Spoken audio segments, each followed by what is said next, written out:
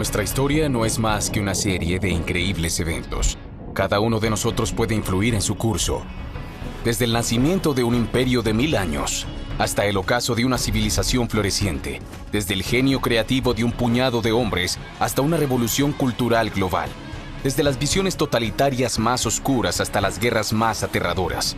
Desde la heroica resistencia de todo un pueblo, hasta la voluntad inquebrantable de una minoría. La más pequeña de nuestras decisiones puede influir en el futuro de la humanidad. Conocer el pasado es anticipar el futuro. Efecto mariposa. 1997, el gueto del Bronx. Esquivando las constantes patrullas de la Guardia Nacional, Marvin se une a su escuadrón de asalto. Por años el ejército de las Panteras Negras se ha preparado. Mañana asaltarán el muro. Mañana será el día de la liberación. Después de la esclavitud y la segregación, los pueblos negros norteamericanos sufrieron la opresión. Devastadas por violentos disturbios, las principales ciudades estadounidenses acordaron los vecindarios de negros, que pronto se convirtieron en guetos. Como prisiones al aire libre, gradualmente se vieron rodeadas por muros patrullados de día y noche. Las condiciones sanitarias son desastrosas. A punto de estallar, los guetos son bombas de tiempo en el corazón de los Estados Unidos de los blancos. Pero nada de esto sucedió. 25 años antes, un grupo de ciudadanos conduciría una lucha pacífica y provocaría el fin de la segregación. Un autobús para Martin Luther King. Diciembre 1865, Tennessee. Antiguos oficiales confederados se reúnen en secreto y fundan el Ku Klux Klan. El 1 de diciembre de 1955, Rosa Parks, una mujer negra de 42 años, se niega a ceder su asiento a una persona blanca y es arrestada. El 29 de agosto de 1963, ante 250,000 personas, el reverendo Martin Luther King pronuncia su famoso discurso, Tengo un sueño. Estos tres eventos relacionados son los momentos cruciales en la historia de la emancipación de los afroamericanos y llevarán al final de la segregación. Veamos cómo.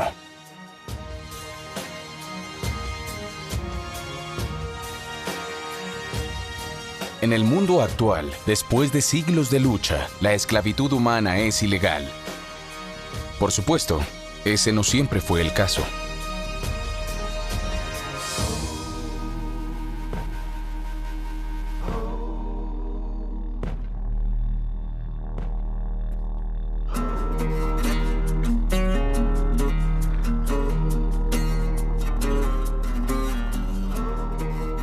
Mediados del siglo XIX, estado de Mississippi, al sur de los Estados Unidos de América.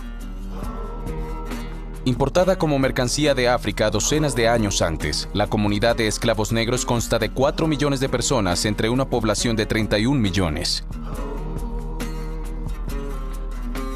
Su condición es muy clara, son posesiones, de la misma manera que los objetos o los animales.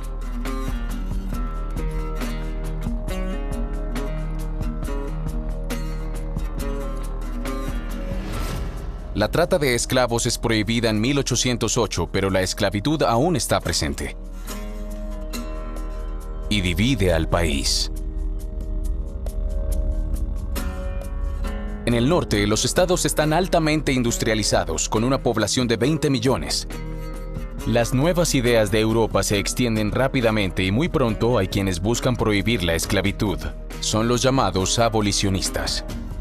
En el sur, el algodón y el tabaco son las principales fuentes de riqueza y las vastas plantaciones albergan millones de esclavos. Con una población de 9 millones, los estados del sur son más tradicionalistas, defienden su forma de vida y se oponen ferozmente al fin de la esclavitud, porque destruiría su economía. Los abolicionistas industriales en el norte contra los plantadores esclavistas del sur. Y en este turbulento contexto aparece un hombre que será indispensable en la construcción de los Estados Unidos, Abraham Lincoln.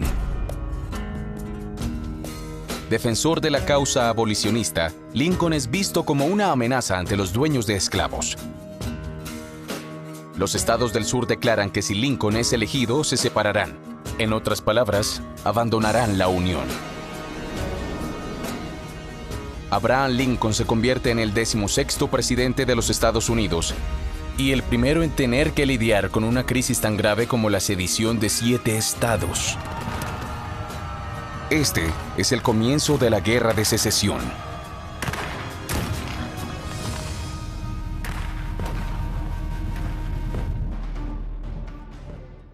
Bienvenidos a la memoria de la humanidad. Aquí podemos controlar el tiempo, analizar y comparar miles de millones de eventos y modificarlos para reescribir la historia sin cesar. Por ejemplo, imaginemos que por un momento nos convertiríamos en esclavos. Seríamos considerados como mercancías de la misma manera que el ganado o un televisor. La gente podría comprarnos y luego vendernos. Esta condición sería de por vida. No hay salida posible a menos que por algún milagro nuestro propietario acepte liberarnos algún día y nos deje ir. No heredaríamos nada a nuestros hijos, excepto la esclavitud. Esos mismos niños incluso podrían ser vendidos a otros propietarios, separando a nuestras familias para siempre. En el siglo XVIII se establece una verdadera máquina de comercio. El comercio triangular. Capturados por tribus enemigas, los esclavos africanos son intercambiados por productos de Europa y cruzan el Atlántico en condiciones infrahumanas para ser intercambiados por segunda vez con los colonos estadounidenses. Los barcos regresan a Europa cargados de mercancías para continuar el ciclo. La esclavitud es un fenómeno antiguo, pero está lejos de ser erradicado en nuestra era moderna. Desde los esclavos cristianos que comercializaron los árabes en la economía romana, la esclavitud ha afectado a todas las épocas, a todos los continentes y a los pueblos. En nuestros días está oficialmente prohibido, pero la esclavitud moderna está muy latente.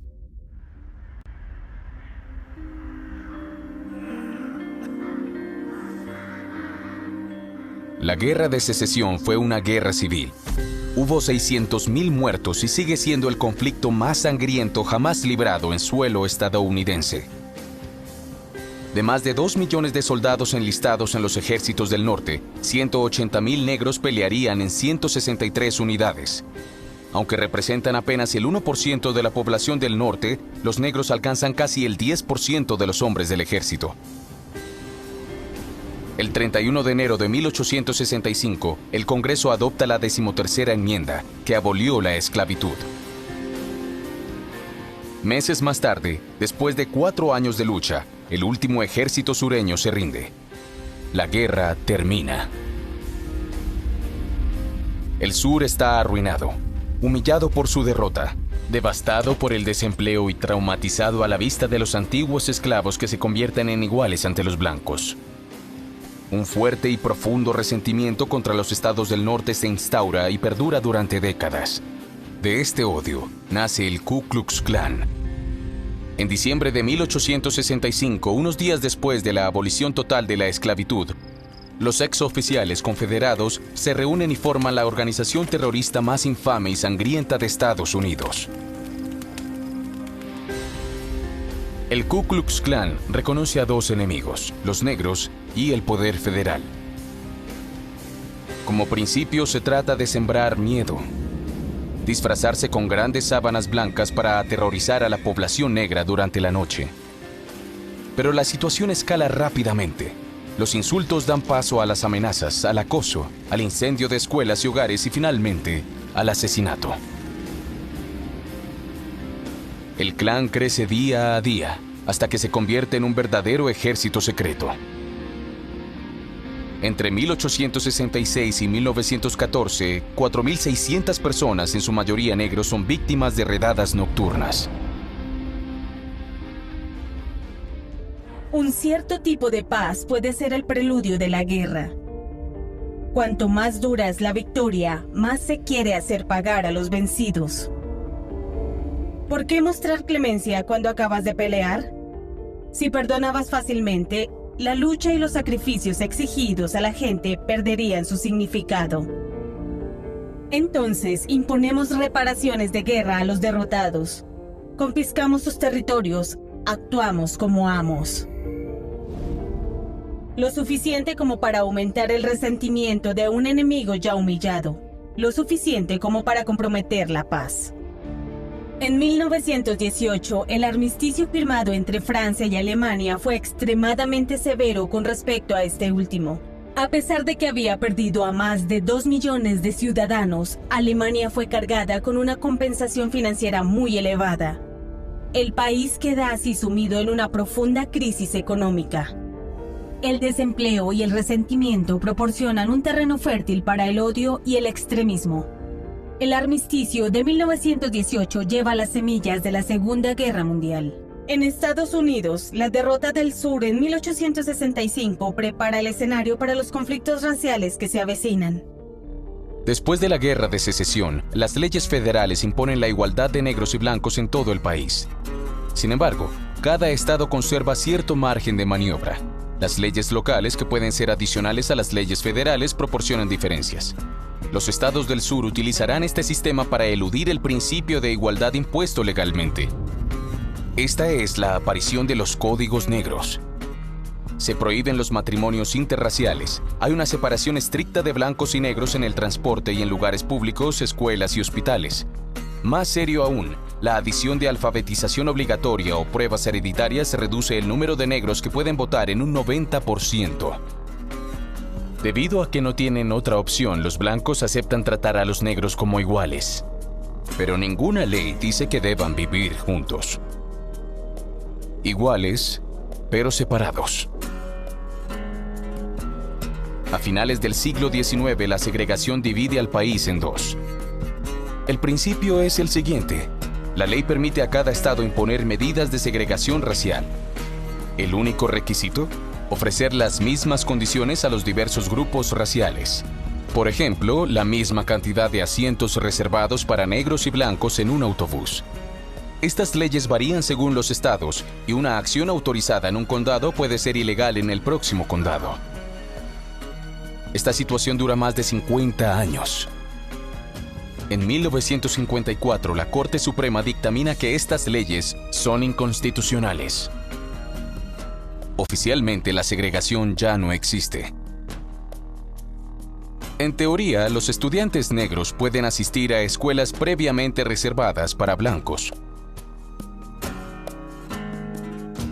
Dorothy Counts tiene 15 años. Ella avanza entre gritos e insultos. La gente la escupe, le arrojan piedras. Es una de las primeras estudiantes negras en intentar asistir a una escuela blanca. Ningún maestro acepta enseñarle. Es una confrontación entre el Estado federal y la mentalidad local. Los estudiantes negros son escoltados por la Guardia Nacional o la Policía Federal solo para poder estudiar. Estados Unidos tiene una historia breve y compleja. El ritmo de su desarrollo, que acumula una capa de nacionalidad sobre otra en muy poco tiempo, los convierte en un país único en el mundo gracias a su diversidad. Las comunidades, tan numerosas como de diversas culturas, viven juntas, para bien o para mal. La segregación es el fruto de su historia. Otros países han experimentado el mismo tipo de separación racial. En 1948, en Sudáfrica, aparece lentamente un régimen de separación entre las poblaciones europeas originales negras y los blancos. Los blancos, en el poder, imponen el apartheid. Una vez más, estas leyes provienen de una población minoritaria que teme su desaparición. En una reacción refleja de supervivencia, comenzaron a oprimir y marginar al 80% de los habitantes del país, creando un clima de inestabilidad social. Después de 40 años, el apartheid finalmente desaparece con la acción combinada del presidente de Sudáfrica y especialmente de Nelson Mandela, un político de la oposición que pasó 27 años en prisión por su protesta esencialmente pacífica. Un régimen minoritario solo tiene un método para permanecer en el poder: el uso de la fuerza. El ministro bautista Martin Luther King experimenta la segregación como una injusticia. Porque, aunque la separación existe, la igualdad aún está lejos. A la edad de 6 años, se le tuvo que explicar que 2 de sus antiguos compañeros de clase ya no podían jugar con él. Eran blancos y acababan de comenzar en una escuela en la cual no aceptaban negros. Más tarde, después de enamorarse de una joven blanca, la pareja tuvo que renunciar a toda esperanza de casarse, sabiendo que en esta sociedad sus vidas se convertirían en un infierno. Su lucha por el derecho al voto, el derecho al trabajo, la igualdad salarial y el final de la segregación. Su método: ante una ley injusta, debes desobedecer sin violencia. Esto se llama desobediencia civil. 1955, ciudad de Montgomery, Alabama. Un evento permitiría a Martin Luther King probar su método a una escala de tamaño natural.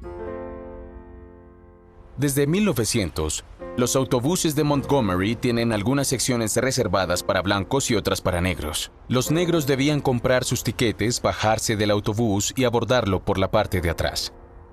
El 1 de diciembre de 1955, Rosa Louise Parks, una mujer negra de 42 años, sube al autobús y ocupa un asiento reservado para negros.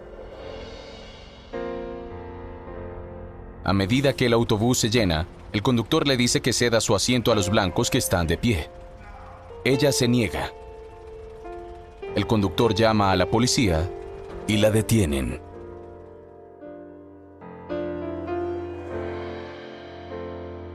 Inmediatamente, Martin Luther King aprovecha la ocasión.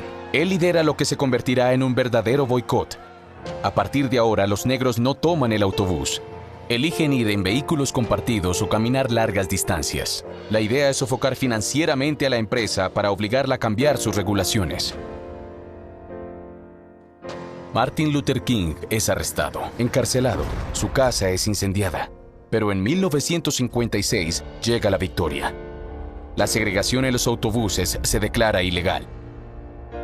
El mismo método se utilizará una y otra vez, siempre sin violencia, a veces mediante una simple ocupación de locales. A lo largo de su vida, el ministro aplica el principio cristiano. Cuando se enfrenta a la violencia, se pone la otra mejilla. A pesar de las cartas amenazadoras, ser objetivo de un ataque y su hogar, y por lo tanto de su familia, él nunca se rendirá porque para él, la violencia engendra violencia. Un día incluso se encuentra asediado en una iglesia por más de 300 manifestantes armados con ladrillos y granadas de gas lacrimógeno. Luego de obtener la renuncia del alcalde de la ciudad de Birmingham y en particular el despido del jefe de policía racista y violento, organiza una marcha hacia Washington.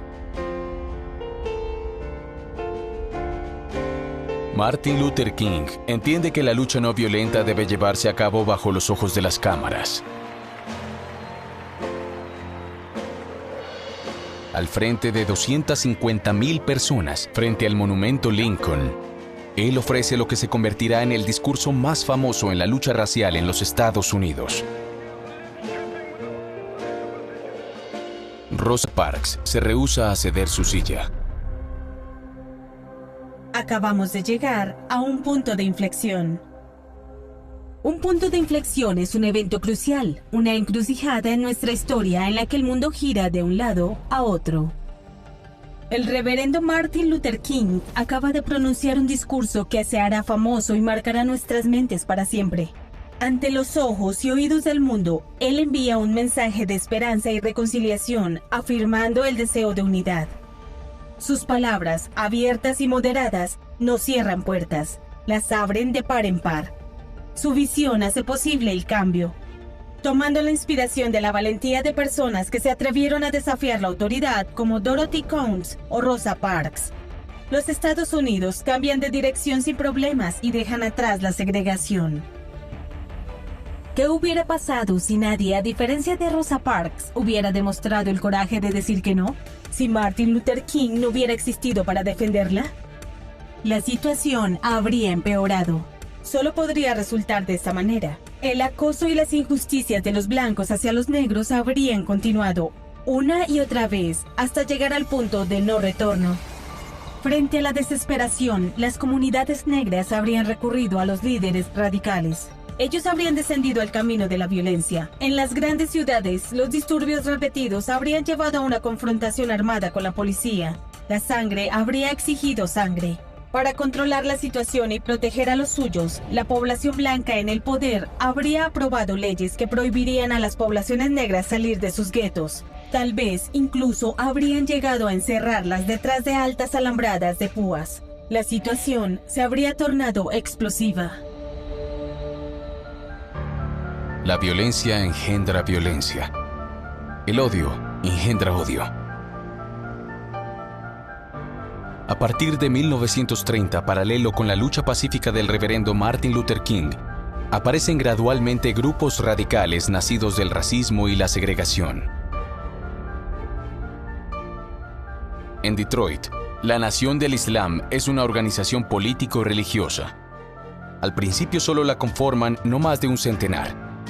En 1963, el año de la marcha en Washington, son 30,000.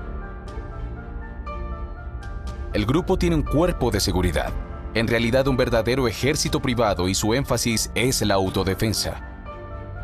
En un lado, Martin Luther King reafirma su deseo de no dividir el país y expresa su deseo de ver a los Estados Unidos unido por la hermandad. Al otro lado, los blancos se consideran una raza inferior creada por un científico negro hace 6,000 años. Ellos son el diablo en la tierra. Incluso hay demandas para la creación de un estado negro en el corazón de los Estados Unidos. Malcolm X, el portavoz oficial, afirma: "No soy estadounidense". Para ellos, es libertad o muerte. Esta es la reacción a la segregación y al Ku Klux Klan. Todo lo contrario de Martin Luther King.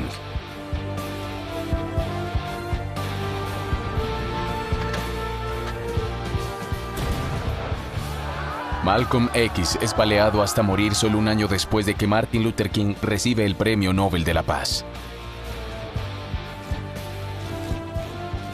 Y la desbandada de violencia apenas comienza. 1966 ve el nacimiento del Ejército Panteras Negras, un grupo armado de extremistas considerados como terroristas. El 4 de abril de 1968, Martin Luther King es asesinado por un segregacionista blanco. Muerte de Martin Luther King, 4 de abril de 1968. 2 días después, Bobby Hunter, el tesorero de las Panteras Negras, desarmado y con las manos en el aire, es asesinado por 12 disparos de la policía.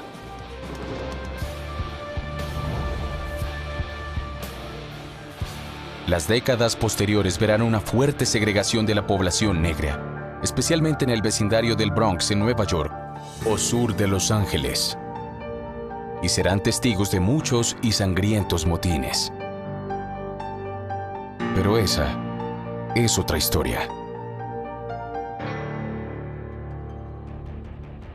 Cuando enfrentamos la injusticia y la opresión, la respuesta más natural suele ser la ira y después la violencia. En todo el mundo, muchos grupos han optado por la acción violenta en lugar de la democrática para lograr el cambio. Intimidación, secuestro, asesinato y ataques terroristas. La publicidad sometida al terrorismo es tentadora. El efecto está garantizado. Cuanto mayor es la violencia, más se escucha el mundo. ¿Pero si te entienden?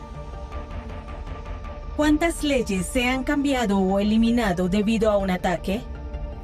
¿Cuántos gobiernos han renunciado debido a un secuestro? La violencia es ciertamente visible, pero origina miedo. Asusta a los que pueden entender, aliena a los que podrían participar.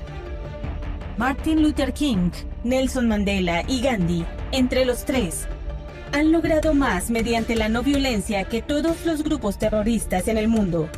Entendieron que el poder se basa en la aceptación de la gente. Si la gente te sigue, puedes cambiar el mundo. Los Estados Unidos experimentaron la esclavitud y la segregación.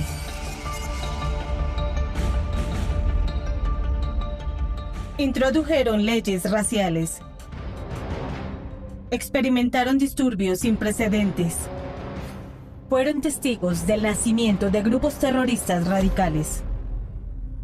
Sin embargo, superando sus temores históricos, sus prejuicios y resentimientos pudieron progresar y perdonar el pasado sin olvidarlo.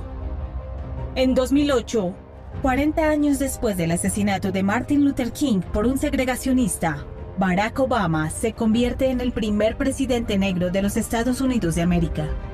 Y este solo hecho habla más fuerte que cualquier palabra.